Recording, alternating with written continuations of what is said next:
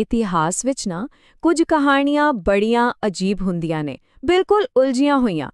ਅੱਜ ਆਪਾਂ ਇੱਕ ਅਜਿਹੇ ਹੀ ਬਾਦਸ਼ਾਹ ਦੀ ਗੱਲ ਕਰਾਂਗੇ ਜਿਸ ਦਾ ਨਾਮ ਇੱਕ ਪਾਸੇ ਤਾਂ ਬੇਰਹਿਮੀ ਨਾਲ ਜੁੜਿਆ ਹੈ ਤੇ ਦੂਜੇ ਪਾਸੇ ਸ਼ਾਂਤੀ ਨਾਲ।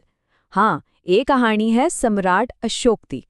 ਦੇਖੋ, ਅਸ਼ੋਕ ਨੂੰ ਸਮਝਣ ਲਈ ਸਾਨੂੰ ਉਸ ਦੀ ਜ਼ਿੰਦਗੀ ਦੇ ਦੋ ਬਿਲਕੁਲ ਵੱਖਰੇ ਹਿੱਸਿਆਂ ਨੂੰ ਸਮਝਣਾ ਪਵੇਗਾ। ਇੱਕ ਕਹਾਣੀ ਹੈ ਇੱਕ ਜ਼ਾਲਿਮ ਜੇਤੂ ਦੀ ਤੇ ਦੂਜੀ ਹੈ ਸ਼ਾਂਤੀ ਦੇ ਪੁਜਾਰੀ ਦੀ। ਇਹਨਾਂ ਦੋਵਾਂ ਨੂੰ ਮਿਲਾ ਕੇ ਹੀ ਅਸ਼ੋਕ ਦੀ ਪੂਰੀ ਤਸਵੀਰ ਬਣਦੀ ਹੈ। ਤਾਂ ਫਿਰ ਇਹ ਵਿਰੋਧਾਭਾਸ ਹੈ ਕੀ? ਇੱਕ ਪਾਸੇ ਹੈ ਚੰਡਾਸ਼ੋਕ ਯਾਨੀ ਭਿਆਨਕ ਅਸ਼ੋਕ। ਕਹਿੰਦੇ ਨੇ ਕਿ ਗੱਦੀ ਲਈ ਆਪਣੇ 99 ਭਰਾਵਾਂ ਨੂੰ ਮਾਰ ਦਿੱਤਾ ਤੇ ਕਲਿੰਗਾ ਵਿੱਚ ਲੱਖਾਂ ਦਾ ਖੂਨ ਵਹਾਇਆ। ਦੂਜੇ ਪਾਸੇ ਉਹੀ ਬੰਦਾ ਬਣ ਜਾਂਦਾ ਹੈ ਧੰਮਾਸ਼ੋਕ ਯਾਨੀ ਧਰਮੀ ਅਸ਼ੋਕ, ਜਿਹੜਾ ਅਹਿੰਸਾ ਦਾ ਰਸਤਾ ਅਪਣਾਉਂਦਾ ਹੈ। ਤੇ ਹੈਰਾਨੀ ਦੀ ਗੱਲ ਵੇਖੋ, ਜਿਸ ਦੇ ਚਿੰਨ੍ਹ ਅੱਜ ਆਧੁਨਿਕ ਭਾਰਤ ਦੀ ਪਹਿਚਾਣ ਦਾ ਹਿੱਸਾ ਨੇ। ਚਲੋ ਤਾਂ ਫਿਰ ਪਹਿਲਾਂ ਗੱਲ ਕਰਦੇ ਹਾਂ ਚੰਡਾਸ਼ੋਕ ਦੀ। ਇਹ ਕਹਾਣੀ ਸ਼ੁਰੂ ਹੁੰਦੀ ਹੈ ਲਗਭਗ 678 ਈਸਾ ਪੂਰਵ ਵਿੱਚ, ਜਦੋਂ ਅਸ਼ੋਕ ਨੇ ਮੌਰਿਆ ਸਾਮਰਾਜ ਦੀ ਗੱਦੀ ਤੇ ਕਬਜ਼ਾ ਕੀਤਾ ਸੀ। ਤਾਂ ਅਸ਼ੋਕ ਮੌਰਿਆ ਖਾਨਦਾਨ ਦਾ ਹੀ ਸੀ, ਸਾਮਰਾਜ ਦੇ ਬਾਨੀ ਚੰਦਰਗੁਪਤ ਮੌਰਿਆ ਦਾ ਪੋਤਾ ਤੇ ਉਸ ਵੇਲੇ ਦੇ ਬਾਦਸ਼ਾਹ ਬਿੰਦੂਸਾਰ ਦਾ ਪੁੱਤਰ। ਪਰ ਉਹ ਤਖ਼ਤ ਦਾ ਸਿੱਧਾ ਵਾਰਸ ਯਾਨੀ ਯੁਵਰਾਜ ਨਹੀਂ ਸੀ। ਬੋਧੀ ਕਥਾਵਾਂ ਤਾਂ ਇੱਥੋਂ ਤੱਕ ਕਹਿੰਦੀਆਂ ਨੇ ਕਿ ਉਸ ਦਾ ਪਿਤਾ ਉਸ ਨੂੰ ਪਸੰਦ ਨਹੀਂ ਸੀ ਕਰਦਾ ਤੇ ਇਸੇ ਲਈ ਉਸ ਨੂੰ ਰਾਜਧਾਨੀ ਤੋਂ ਦੂਰ ਉਜੈਨ ਵਰਗੀਆਂ ਥਾਵਾਂ ਤੇ ਵਾਇਸਰਾਏ ਬਣਾ ਕੇ ਭੇਜਿਆ ਹੋਇਆ ਸੀ। ਸੋ ਜਦੋਂ ਸੱਤਾ ਹਾਸਿਲ ਕਰਨ ਦਾ ਵੇਲਾ ਆਇਆ ਤਾਂ ਇਹ ਕੋਈ ਸੌਖਾ ਕੰਮ ਨਹੀਂ ਸੀ। ਇਹ ਰਾਹ ਖੂਨ ਖਰਾਬੇ ਨਾਲ ਭਰਿਆ ਹੋਇਆ ਸੀ, ਇੱਕ ਅਜਿਹਾ ਸੰਘਰਸ਼ ਜਿਸ ਨੇ ਉਸ ਨੂੰ ਚੰਡਾਸ਼ੋਕ ਦਾ ਨਾਮ ਦਿੱਤਾ। ਇੱਕ ਸ਼੍ਰੀਲੰਕਾਈ ਬੋਧੀ ਗ੍ਰੰਥ ਹੈ ਮਹਾਵੰਸ਼। ਉਸ ਵਿੱਚ ਲਿਖਿਆ ਹੈ ਕਿ ਅਸ਼ੋਕ ਨੇ ਆਪਣੇ 99 ਮਤਰੇਏ ਭਰਾਵਾਂ ਦਾ ਕਤਲ ਕਰ ਦਿੱਤਾ ਸੀ। ਹੁਣ ਹੋ ਸਕਦਾ ਹੈ ਕਿ ਇਹ ਗੱਲ ਥੋੜੀ ਵਧਾ ਚੜਾ ਕੇ ਲਿਖੀ ਗਈ ਹੋਵੇ, ਇਤਿਹਾਸਕਾਰ ਵੀ ਇਹੀ ਮੰਨਦੇ ਨੇ। ਪਰ ਇੱਕ ਗੱਲ ਤਾਂ ਸਾਫ਼ ਹੈ, ਗੱਦੀ ਦੀ ਲੜਾਈ ਬਹੁਤ ਹੀ ਭਿਆਨਕ ਤੇ ਖੂਨੀ ਰਹੀ ਹੋਵੇਗੀ। ਪਰ ਫਿਰ ਅਸ਼ੋਕ ਦੇ ਰਾਜ ਵਿੱਚ ਇੱਕ ਅਜਿਹਾ ਮੋੜ ਆਇਆ। ਇੱਕ ਅਜਿਹੀ ਘਟਨਾ ਹੋਈ ਜਿਸ ਨੇ ਸਭ ਕੁਝ ਬਦਲ ਕੇ ਰੱਖ ਦਿੱਤਾ। ਇਹ ਘਟਨਾ ਸੀ ਕਲਿੰਗਾ ਦੀ ਜੰਗ। ਆਪਣੇ ਰਾਜ ਦੇ 8ਵੇਂ ਸਾਲ ਅਸ਼ੋਕ ਨੇ ਕਲਿੰਗਾ ਯਾਨੀ ਅੱਜ ਦੇ ਓਡੀਸ਼ਾ ਤੇ ਹਮਲਾ ਕਰ ਦਿੱਤਾ। ਇਹ ਜੰਗ ਇੰਨੀ ਭਿਆਨਕ ਸਾਬਿਤ ਹੋਈ ਕਿ ਇਸ ਨੇ ਇਤਿਹਾਸ ਦਾ ਰੁਖ ਹੀ ਬਦਲ ਦਿੱਤਾ। ਕਿੰਨੀ ਭਿਆਨਕ, ਇਸ ਦਾ ਅੰਦਾਜ਼ਾ ਇਸ ਗੱਲ ਤੋਂ ਲਾਓ ਕਿ ਅਸ਼ੋਕ ਨੇ ਖੁਦ ਆਪਣੇ ਸ਼ਿਲਾਲੇਖਾਂ ਵਿੱਚ ਲਿਖਵਾਇਆ ਕਿ ਲੜਾਈ ਵਿੱਚ 1 ਲੱਖ ਲੋਕ ਮਾਰੇ ਗਏ ਸਨ। 1 ਲੱਖ! ਇਹ ਗਿਣਤੀ ਕੋਈ ਹੋਰ ਨਹੀਂ, ਖੁਦ ਜਿੱਤਣ ਵਾਲਾ ਬਾਦਸ਼ਾਹ ਦੱਸ ਰਿਹਾ ਹੈ। ਤੇ ਗੱਲ ਇੱਥੇ ਹੀ ਖਤਮ ਨਹੀਂ ਹੋਈ।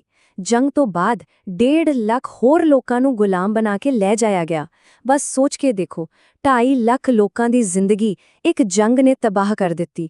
ਇਸ ਤਬਾਹੀ ਨੇ ਅਸ਼ੋਕ ਨੂੰ ਅੰਦਰੋਂ ਹਿਲਾ ਕੇ ਰੱਖ ਦਿੱਤਾ। ਜੰਗ ਤੋਂ ਬਾਅਦ ਉਸਨੇ ਜੋ ਮਹਿਸੂਸ ਕੀਤਾ ਉਹ ਉਸਦੇ ਆਪਣੇ ਸ਼ਬਦਾਂ ਵਿੱਚ ਦਰਜ ਹੈ। ਉਸਦਾ 13ਵਾਂ ਚਟਾਨ ਫਰਮਾਨ ਕਹਿੰਦਾ ਹੈ ਕਿ ਜਿੱਤ ਤੋਂ ਬਾਅਦ ਹੋਇਆ ਕਤਲੇਆਮ, ਮੌਤਾਂ ਤੇ ਲੋਕਾਂ ਦਾ ਬੰਦੀ ਬਣਾਇਆ ਜਾਣਾ ਉਸਦੇ ਲਈ ਬਹੁਤ ਵੱਡੇ ਦੁੱਖ ਤੇ ਪਛਤਾਵੇ ਦਾ ਕਾਰਨ ਹੈ।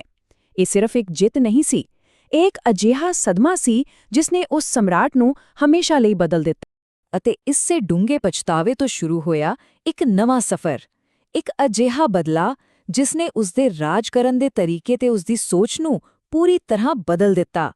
ਚੰਡਾਸ਼ੋਕ ਹੁਣ ਧੰਮਾਸ਼ੋਕ ਬਣਨ ਦੇ ਰਾਹ ਤੇ ਸੀ। ਪਰ ਦੇਖੋ, ਇਹ ਬਦਲਾਅ ਕੋਈ ਇੱਕ ਰਾਤ ਵਿੱਚ ਨਹੀਂ ਆਇਆ। ਇਹ ਇੱਕ ਹੌਲੀ ਪ੍ਰਕਿਰਿਆ ਸੀ। ਪਹਿਲਾਂ ਉਹ ਬੁੱਧ ਧਰਮ ਦਾ ਇੱਕ ਆਮ ਪੈਰੋਕਾਰ ਬਣਿਆ ਜਿਸ ਨੂੰ ਉਪਾਸਕ ਕਹਿੰਦੇ ਨੇ।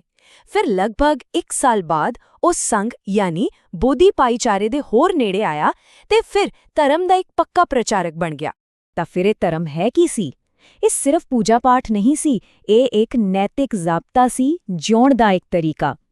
ਇਸ ਦੇ ਮੁੱਖ ਸਿਧਾਂਤ ਸਨ ਅਹਿੰਸਾ ਯਾਨੀ ਕਿਸੇ ਨੂੰ ਨੁਕਸਾਨ ਨਾ ਪਹੁੰਚਾਉਣਾ, ਸਾਰੇ ਧਰਮਾਂ ਲਈ ਸਹਿਣਸ਼ੀਲਤਾ, ਵੱਡਿਆਂ ਦਾ ਆਦਰ ਤੇ ਹਰ ਜੀਵ ਲਈ ਦਇਆ।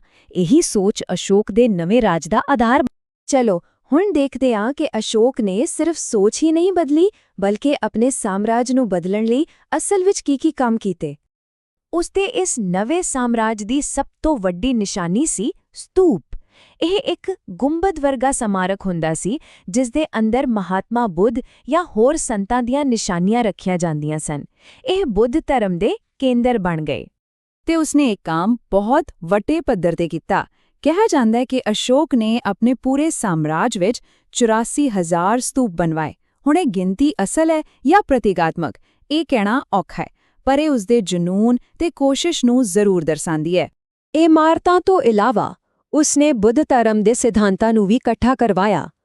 ਲਗਭਗ 250 ਈਸਾ ਪੂਰਵ ਵਿੱਚ ਉਸਨੇ ਪਾਟਲੀਪੁੱਤਰਾ ਵਿੱਚ ਤੀਜੀ ਬੋਧੀ ਕੌਂਸਲ ਬੁਲਾਈ। ਇਸ ਦਾ ਸਭ ਤੋਂ ਵੱਡਾ ਕੰਮ ਸੀ ਬੁੱਧ ਧਰਮ ਦੇ ਪਵਿੱਤਰ ਗ੍ਰੰਥ ਤ੍ਰਿਪਿਟਕ ਨੂੰ ਸੰਕਲਿਤ ਕਰਨਾ। ਤੇ ਉਸ ਦੀ ਸੋਚ ਸਿਰਫ ਆਪਣੇ ਸਾਮਰਾਜ ਤੱਕ ਹੀ ਸੀਮਿਤ ਨਹੀਂ ਸੀ। ਉਸਨੇ ਧਰਮ ਦਾ ਸੁਨੇਹਾ ਦੂਰ-ਦੂਰ ਤੱਕ ਪਹੁੰਚਾਇਆ। ਸ਼੍ਰੀਲੰਕਾ, ਕਸ਼ਮੀਰ, ਇੱਥੋਂ ਤੱਕ ਕਿ ਯੂਨਾਨੀਆਂ ਦੀ ਧਰਤੀ ਤੇ ਦੱਖਣ ਪੂਰਬੀ ਏਸ਼ੀਆ ਤੱਕ ਬੌਧੀ ਮਿਸ਼ਨ ਭੇਜੇ। ਸਹੀ ਮਾਇਨੇ ਵਿੱਚ ਉਸਨੇ ਬੁੱਧ ਧਰਮ ਨੂੰ ਇੱਕ ਵਿਸ਼ਵ ਧਰਮ ਬਣਾਉਣ ਦੀ ਨੀਂਹ ਰੱਖੀ। ਪਰ ਸਭ ਤੋਂ ਹੈਰਾਨੀ ਵਾਲੀ ਗੱਲ ਪਤਾ ਕੀ ਹੈ? ਇੰਨੇ ਮਹਾਨ ਬਾਦਸ਼ਾਹ ਦੀ ਕਹਾਣੀ ਲਗਭਗ ਇਤਿਹਾਸ ਦੇ ਪੰਨਿਆਂ ਵਿੱਚੋਂ ਗੁੰਮ ਹੀ ਹੋ ਗਈ ਸੀ। ਆਓ ਦੇਖੀਏ ਕਿ ਉਸ ਨੂੰ ਦੁਬਾਰਾ ਕਿਵੇਂ ਲੱਭਿਆ ਗਿਆ। ਅਸ਼ੋਕ ਦੀ ਮੌਤ ਤੋਂ ਬਾਅਦ ਸਦੀਆਂ ਤੱਕ ਲੋਕ ਉਸ ਨੂੰ ਭੁੱਲ ਗਏ। ਉਹ ਸਿਰਫ ਬੋਧੀ ਕਹਾਣੀਆਂ ਦਾ ਇੱਕ ਪਾਤਰ ਬਣ ਕੇ ਰਹਿ ਗਿਆ। ਪਰ ਫਿਰ 19ਵੀਂ ਸਦੀ ਵਿੱਚ ਜਦੋਂ ਵਿਦਵਾਨਾਂ ਨੇ ਪੁਰਾਣੀ ਬ੍ਰਾਹਮੀ ਲਿਪੀ ਨੂੰ ਪੜ੍ਹਨ ਵਿੱਚ ਕਾਮਯਾਬੀ ਹਾਸਲ ਕੀਤੀ, ਤਾਂ ਅਸ਼ੋਕ ਦੇ ਆਪਣੇ ਹੱਥਾਂ ਨਾਲ ਲਿਖਵਾਏ ਫਰਮਾਨ ਤੇ ਸ਼ਿਲਾਲੇਖ ਸਾਹਮਣੇ ਆਏ ਤੇ ਇਹਨਾਂ ਨੇ ਉਸ ਮਹਾਨ ਬਾਦਸ਼ਾਹ ਦੀ ਕਹਾਣੀ ਨੂੰ ਇਤਿਹਾਸ ਵਿੱਚ ਮੁੜ ਜ਼ਿੰਦਾ ਕਰ ਦਿੱਤਾ। ਤੇ ਆਖਰ ਵਿੱਚ ਇਹ ਸਾਰੀ ਕਹਾਣੀ ਸਾਨੂੰ ਇੱਕ ਬਹੁਤ ਡੂੰਘੇ ਸਵਾਲ ਤੇ ਛੱਡ ਜਾਂਦੀ ਹੈ। ਅਸ਼ੋਕ ਨੇ ਆਪਣੀ ਬਾਕੀ ਦੀ ਜ਼ਿੰਦਗੀ ਸ਼ਾਂਤੀ ਤੇ ਧਰਮ ਲਈ ਲਾ ਦਿੱਤੀ, ਪਰ ਕੀ ਬਾਅਦ ਵਿੱਚ ਕੀਤੇ ਚੰਗੇ ਕੰਮ ਸ਼ੁਰੂਆਤ ਵਿੱਚ ਕੀਤੀ ਹਿੰਸਾ ਨੂੰ ਪੂਰੀ ਤਰ੍ਹਾਂ ਮਿਟਾ ਸਕਦੇ ਹਨ? ਕੀ ਪਛਤਾਵਾ ਇੱਕ ਹਿੰਸਕ ਅਤੀਤ ਤੇ ਪਰਦਾ ਪਾ ਸਕਦਾ ਹੈ? ਇਹ ਇੱਕ ਅਜਿਹਾ ਸਵਾਲ ਹੈ ਜਿਸ ਦਾ ਜਵਾਬ ਸ਼ਾਇਦ ਅੱਜ ਵੀ ਓਨਾ ਹੀ ਔਖਾ ਹੈ।